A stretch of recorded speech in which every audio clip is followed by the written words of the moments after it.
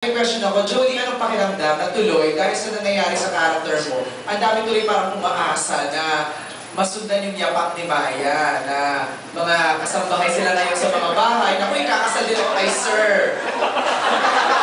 May gano'n na eh. Actually, problema ng mga amo yan. Oo. Kaya pinapalize, pumayas ka dahil. Ay, hindi naman siya. Kasi, yung pagiging, huwag natin kalimutan na yung pagiging yaya ni Maya, ay, aksidente lang naman yan eh. She wanted to go to Dubai talaga to work. Okay. Kaya lang hindi ba na ano siya, naloko siya ng isang recruiter. Siguro, bukod dun sa nagkatuluyan ang isang yaya at amo, siguro mas tignan natin yung mas aspirational yung dating ng storya. Also, yung positivity at yung pagbibigay pag-asa ng character ni Maya sa mga tao. Correct. Love knows no boundaries, no age, no economic status, di ba? Parang gano'n na nangyari eh, di ba? Pero gano'n pa din. Sobrang pa rin, alam mo pa rin nila, idol ka pa rin daw. Okay, and Aaron, next question. Our next question will come from Adrian Belipayo. Hello, kumusta po? Ang question ko kasi, itong wedding stage na to, hindi natin may pagkakaila, mas marami na sumusubaybay, mas marami ng followers ng show. And maraming umaasa rin na yung life after wedding. So, I don't know kung si Miss or kayo makakasagot, pero kaya nyo pa ba for another extension for the show? Siguro ang pinakamagandang sumagot yan, Adrian, sa production natin ng ating business unit head. Was there parang timbre na from the management na mag-extend pa po ang Be Careful? At kaya nyo pa ba pong mag-extend? Honestly, gusto nilang i-extend not only because they want it, but because the viewers want it. Yes. Nabibitin kasi sila na pagkatapos ng wedding, pareho tayo, gusto natin makita kung may magaganang pangalan at kung may magbubunga ba ng baby doon. So, parang for now, hanggang doon, sure na makikita natin. Hindi ko pa alam, I really cannot tell. Kasi the same way na hindi naman namin na-predict na magtatagal yung show na ganito katagal. Ganon din namin nire-respeto yung panahon kung papupuntahin pa ba kami beyond it or not. So, when you said earlier na week by week kayong tumatakbo, talagang ganun literally. So, hanggat kaya nyo pa, hanggat pwede pang ituloy yung show or Yung totoo, maraming beses na kami padala ng puting tela.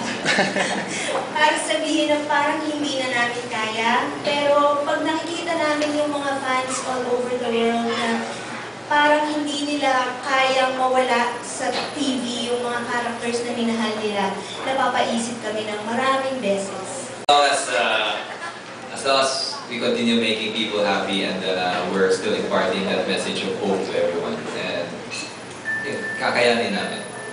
Kasi ngayon hindi na yata tawag sa inyo yung mga pangalan nyo eh. Yung characters nyo na. So talaga, nag-grow na kayo sa isip ng mga tao.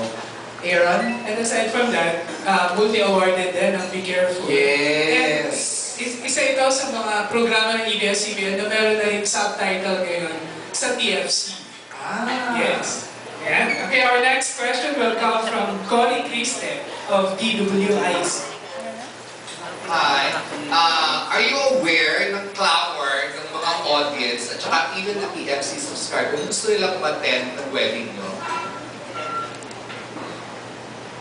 Yes, we've heard about that. Syempre on the social media networks like Twitter, Facebook, and Instagram. So, actually, even yung UK ambassador nga, sabi niya gusto niya umattend. So, may pinagbigyan ba kayo? I mean, the management, may pinagbigyan ba kayo ng invite kayo from TFC to attend your wedding? I think there's a program, no, wherein they are drawn from. Miss Jeannie will answer that. Parang meron kaya kami may text promo. Actually, meron kaming after wedding party. It's going to be a once round event. We pre-mounted that event para nga dun sa mga ibang tao na gustong makatulong sa party. But yung text promo, kung sino yung mananalo doon, makaka-attend doon. It's a simulation of the reception. So parang naka-attend sila dun sa reception. And even sa I1 TV subscribers, may raffle off din na makakakita doon. And yung mga advertisers namin na very loyal sa Thank you. One more question. Si Maya, during the time of the shower party, kamusta crush si Sir Chief, right? Parang hindi ba nagkaroon ng paranoia na silos-siloso naman pala nitong future husband ko si Maya?